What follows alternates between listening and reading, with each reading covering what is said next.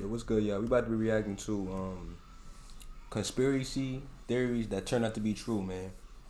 Shout out to Chillin' Scares, bro. Like I love his content, bro. Like you know what I'm saying. So shout out to him. We gonna dive straight to the video, bro. See what's up with it. Like, comment, subscribe, man. Missing Japanese citizens. One night in June 1978, a 22-year-old single mother of two kids named Yaiko Taguchi was working her usual shift in Tokyo, Japan's cabaret Hollywood.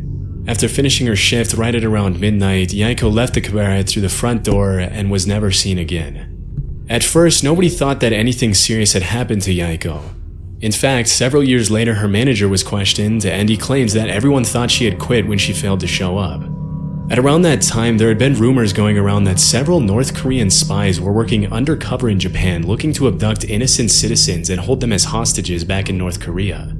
However, this was seen by the Japanese government as nothing more than a conspiracy theory that couldn't possibly be true.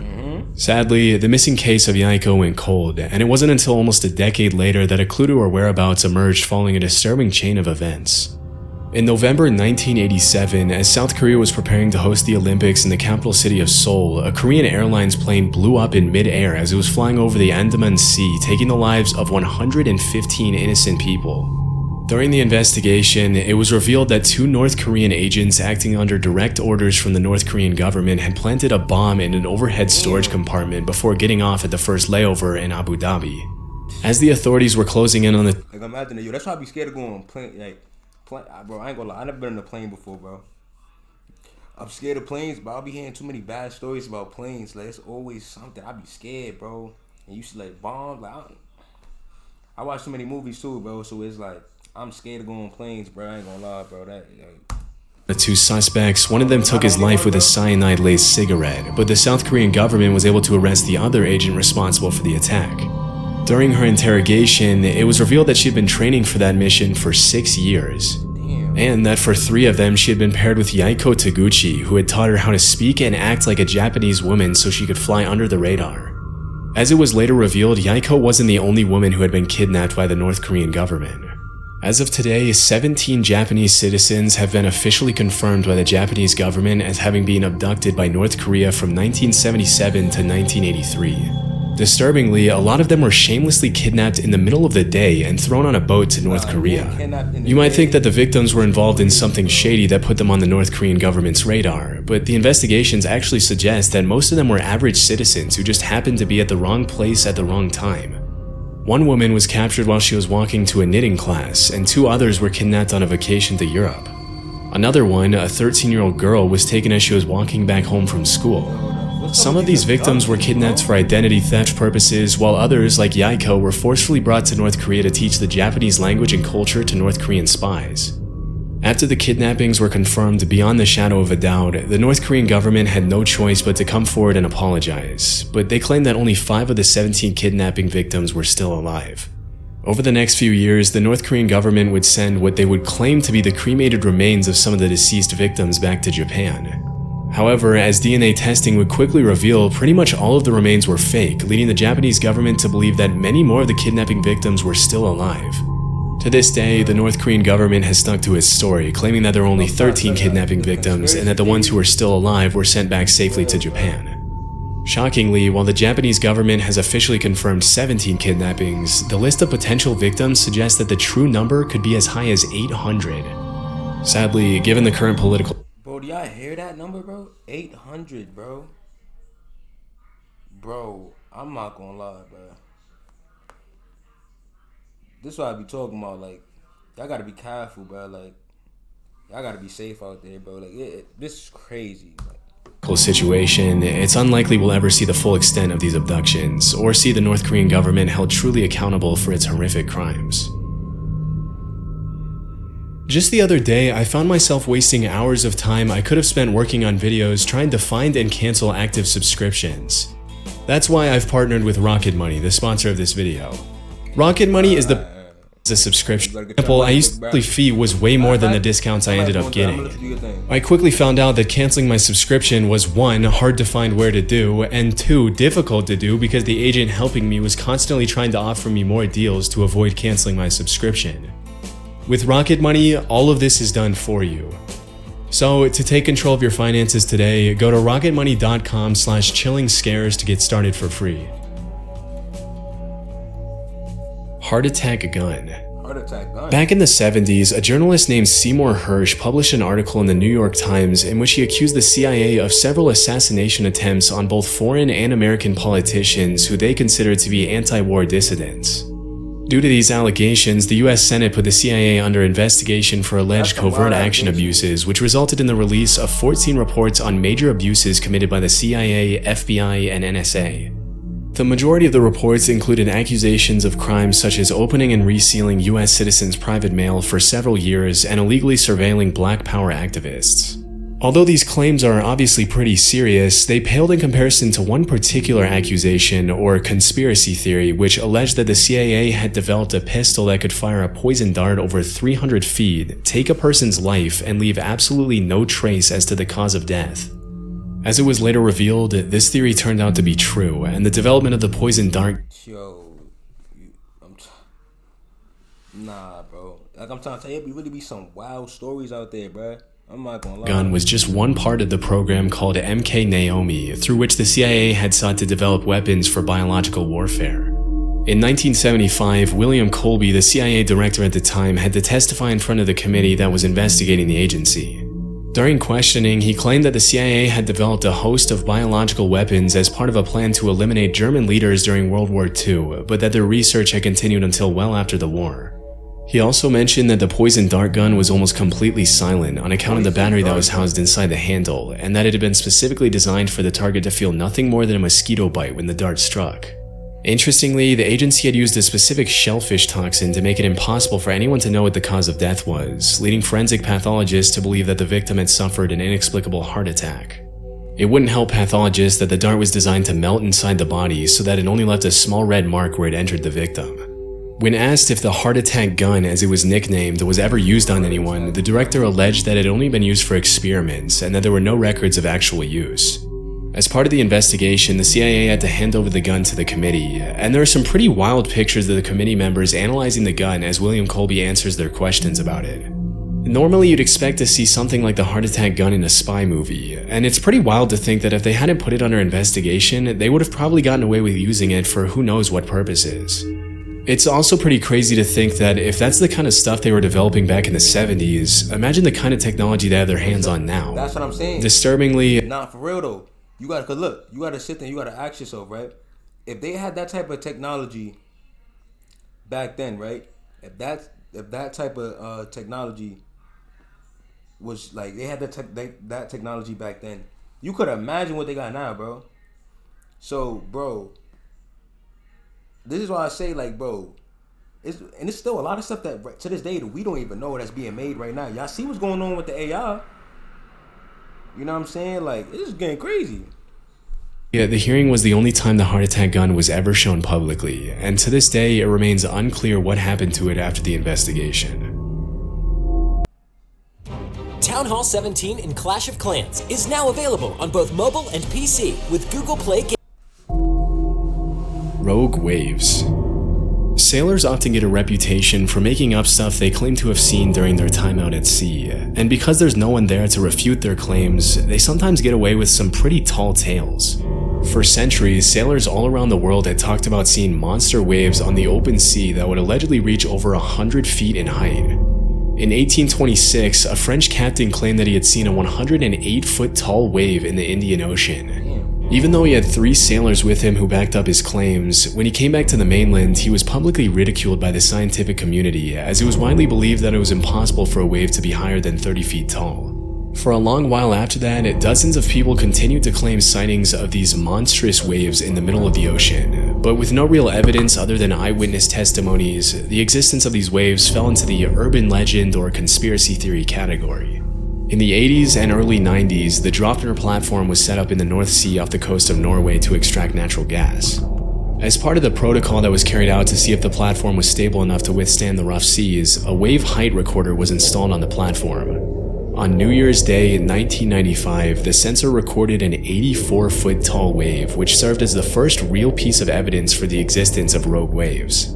After this incident, a lot of people started wondering how many of the sailors from previous centuries had been telling the truth.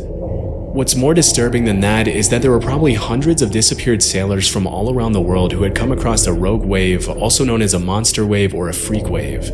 But because most people who encountered 100-foot tall rogue waves generally didn't live to tell the tale, their testimony went down into the depths of the ocean with them. Since the Dropner wave of 1995, there's been a growing interest in rogue waves brewing in the scientific community.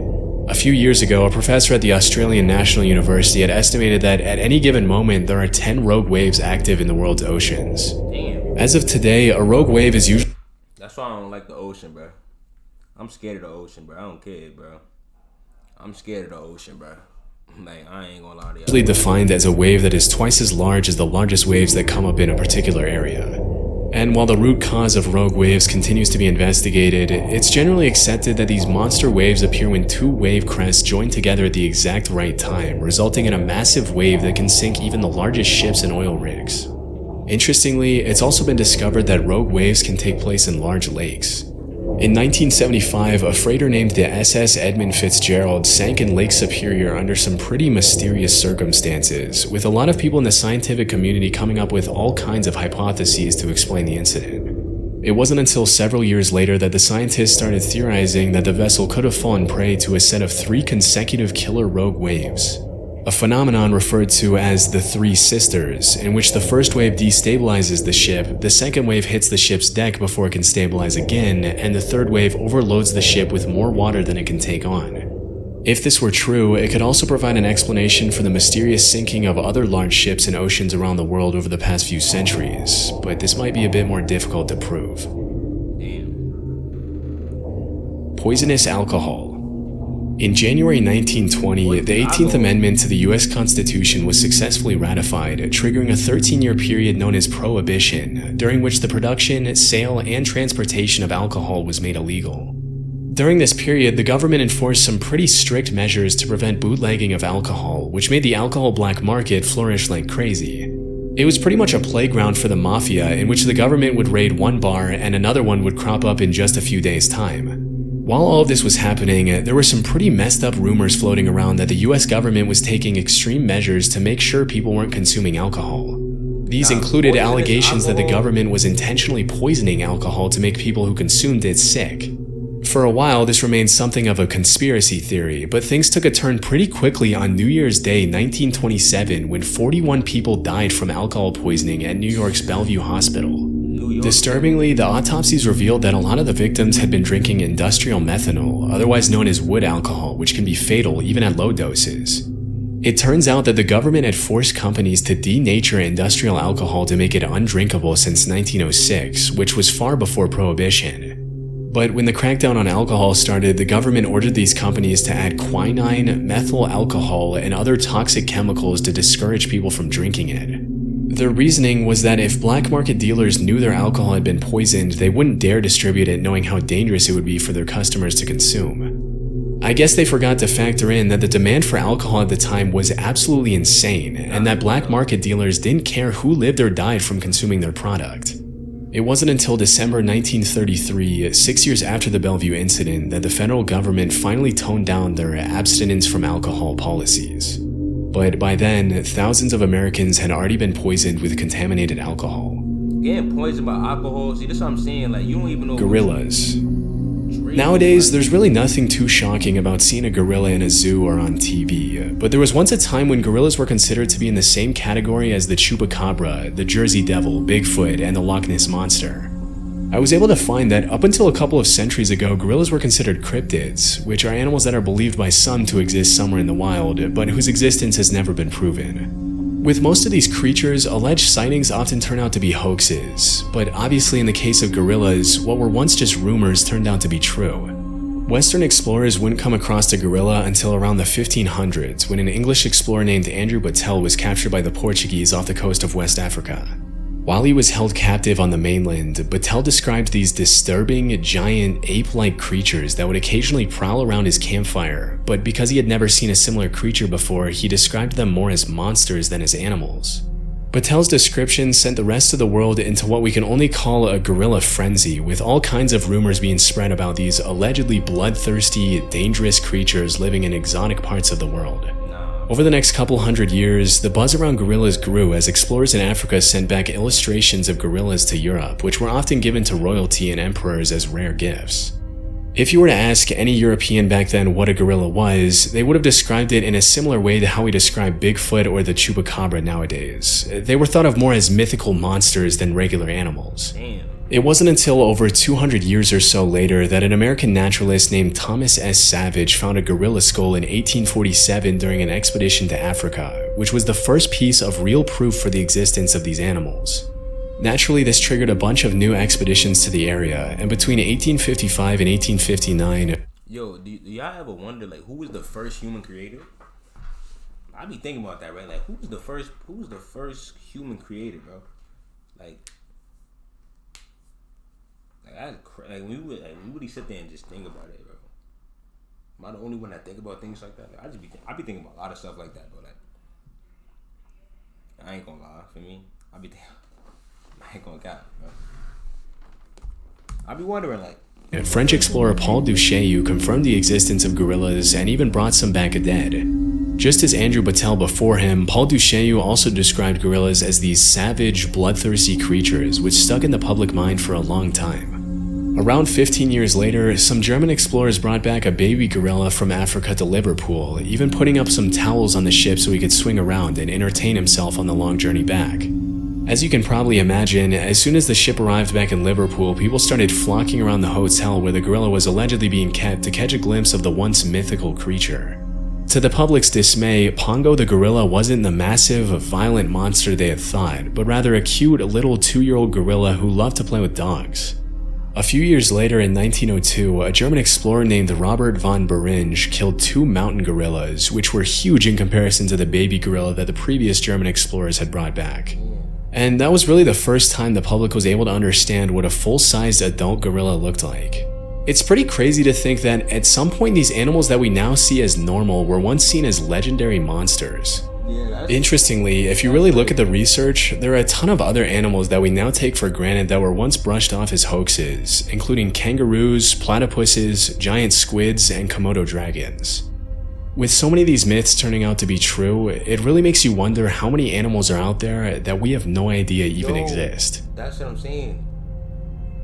Like, there's so many animals and stuff that we literally don't know that's out there that exists, bro.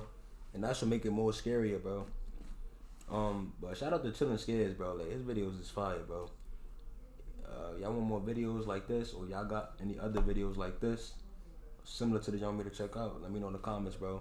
And I'll get on that for y'all, you know what I'm saying? But to then, catch you on the next one, bro. I'm out.